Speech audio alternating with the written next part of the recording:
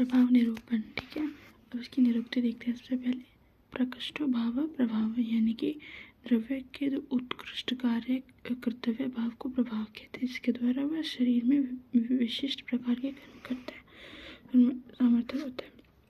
इसकी परिभाषा रस वीर्य विपाकानां समानं यत्र लक्ष्येत विशेषः कर्मणा च एव प्रभावस्तस्य स्मृत, ठीक है। यानी कि अर्थात रस वीर्य और विपाक के समान रहने पर भी जहाँ कर्म की विशेषता हो वह विशिष्टता प्रभाव के कारण होती है। इस विशेष कर्म को प्रभाव कहा जाता है, ठीक है।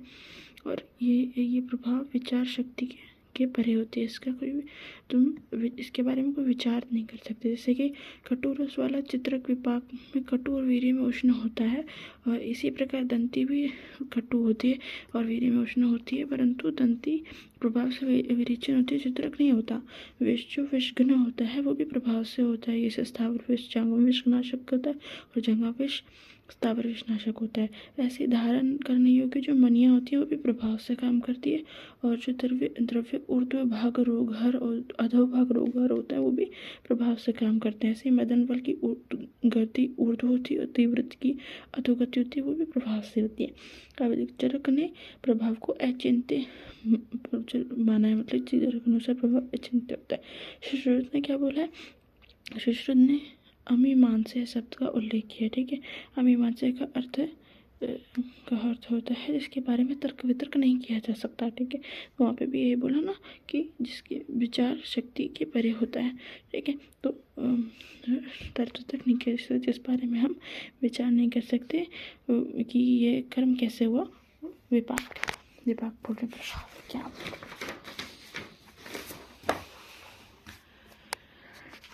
ठीक है।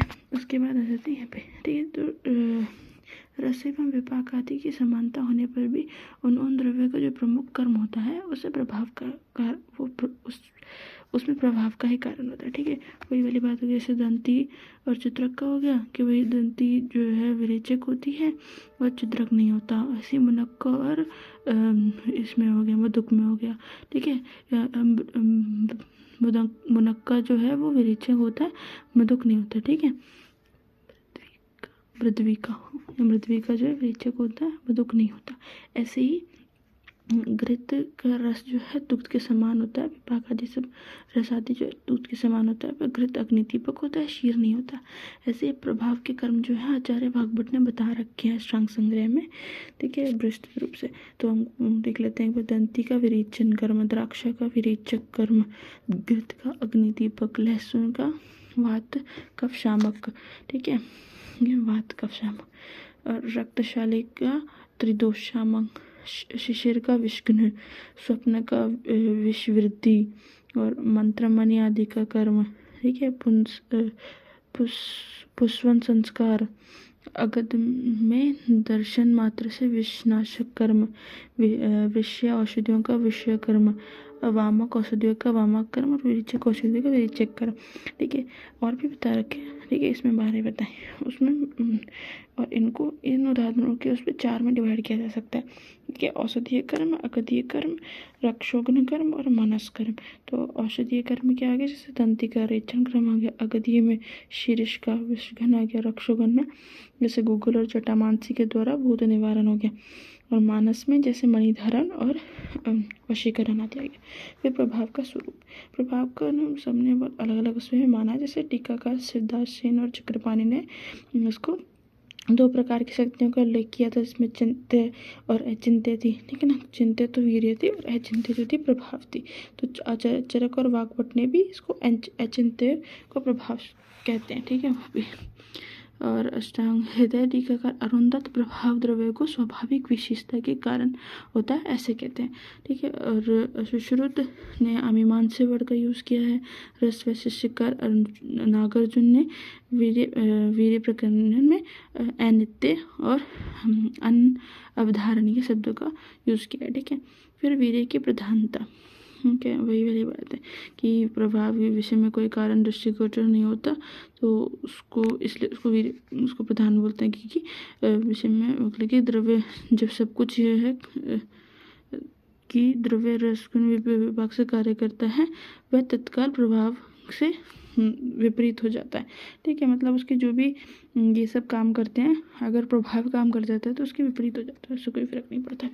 ठीक है, और फिर वे ये वापस से भी आ गया कि चरक ने अचिंत्य बोला है, सुश्रुत ने अचिंत्य को अमीमांस्य बोला है, सारंगधर और भाव प्रकाश ने शक्ति बोला है, गंगाधर ने प्रभाव को कर्म माना है, नागार्जुन ने अचिंत्य और अनवधारणीय कहा है। ठीक है, अष्टांग हृदय के टीकाकार अरुंधति ने से गुण अतिशायी कहा है, गुण अतिशय। ठीक है, नागार्जुन ने निम्न युक्तियाँ इसकी ये युक्तियाँ कि वो प्रधान क्यों होता है, इसके प्रधानता बेसिकली। तो अचिंतन्यात, वही अचिंतन चिंत्य होता है, देव प्रतिघात यानी कि राक्षस पिशाच आदि का विनाश करता है, विष प्रतिघात यानी विषनाशक होता है, कर्म विशिष्ट यानी कि रसादी के सामने होने पर भी कर्म में विशेषता का कारण बनता है, अद्भुत कर्म, ठीक है, मंत्र मणि आदि से अद्भुत कार्य करता है, आगम शास्त्रों में इसको प्रधान होता है। फिर आगे इसका चैप्टर का सबसे इम्पोर्टेंट टॉपिक जो कि 5 नंबर में यूजुअली आता है। ठीक है, समान प्रत्यारब्ध और विचित्र प्रत्यारब्ध। ठीक है, तो समान प्रत्यारब्ध का वर्णन जो है अष्टांग हृदय की टीकाकार हिमाद्री और अरुंधति में किया हुआ। इसके अनुसार जिन द्रव्यों का द्रव्यारंभक महाभूत एवं रसवीर्य विपाक आरंभक महाभूत होते हैं उनका आश्रय समान होता है, दोनों का एक प्रकार का होता है, या न्यूनाधिक संगठन वाले होते हैं, वो समान प्रत्यारब्ध होते हैं। तो जैसे इक्षु और दूध आदि में यहाँ इक्षु और दूध दोनों ही रस में मधुर विपाक और मधुर वीर्य और वीर्य में शीत होते हैं, विपाक में मधुर वीर्य में शीत होते हैं। वैसे यहाँ पे रस के आधार पर विपाक और वीर्य दिखता है, ठीक है ना, अलग नहीं होते। ऐसे ही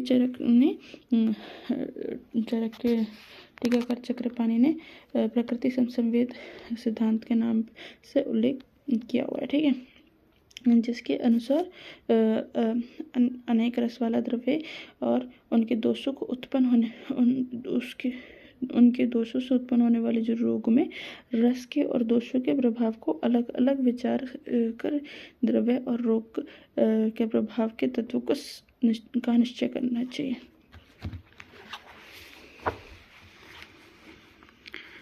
ठीक है, अब इसमें उसका मतलब समझा रहे जो ऊपर लिखा था, उसका मतलब ये कि अगर मधुर अम्ल और लवण रस के प्रभाव का ज्ञान अलग अलग हो तो इससे बनने वाले समुदाय का ज्ञान स्वतः हो जाता है। ठीक है, जैसे ज्वर के दूर करने वाले अगर 4 अलग अलग औषधियाँ मिलाएंगे तो वो 4 मिलाया हुआ जो बनेगा वो भी ज्वरनाशक ही होगा। ठीक है, अब आगे विचित्र प्रत्यारब्ध। ठीक है, इस सिद्धांत के अनुसार वे आरंभिक महाभूत जो हैं द्रव्य के और रस आदि के जो हैं वो समान नहीं होते या न्यूनाधिक संगठन वाले होते हैं। ठीक है, तो मतलब कम सिमिलर होते हैं या फिर अपोजिट होते हैं। ठीक है, उसके बाद आ गया कि तो इसे विचित्र प्रत्यारब्ध का है।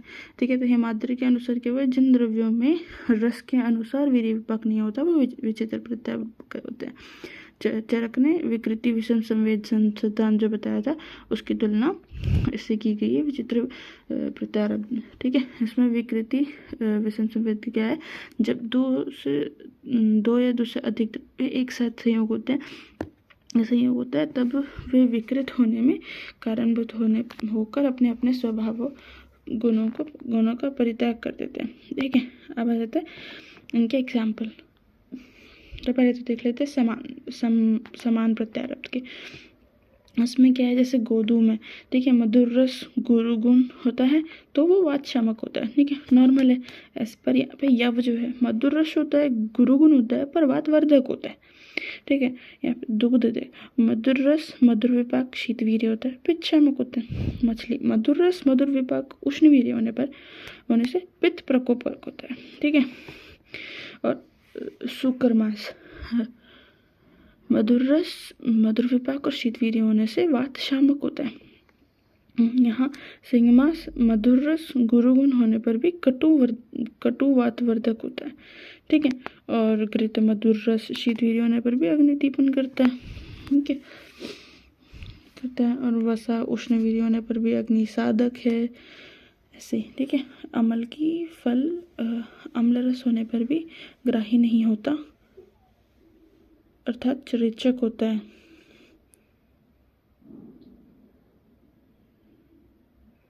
दाढ़ेम कपित अम्ल रस होने पर के कारण ग्राही होता है। एक बार कंफर्म करना पड़ेगा। ठीक है। पाराव्रत गुरु होने पर भी अग्नि दीपक नहीं है, अर्थात अग्नि साधक है, और दधि गुरु होकर भी अग्नि को बढ़ाने वाला है।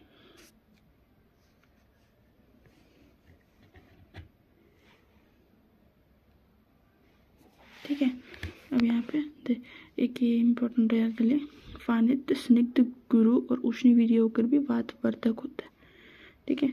अब प्रभाव की प्रधानत्व क्या है, ये आ जाएगा, प्रभाव प्रधान विशिष्टत्वात् सर्वातिशयत्वाच्च। ठीक है। मतलब क्या है कि विशिष्ट तथा सर्वातिशयी होने के कारण प्रभाव प्रधान होता है। ठीक है। प्रभाव द्रव्यगत होता है और वीर्य गुणवत होता है, इसलिए द्रव्य आश्रित होने से प्रधान होता है, और सर्वातिशायी होने पर रस आदि को अधिभूत कर लेता है, इसलिए वो प्रधान होता है।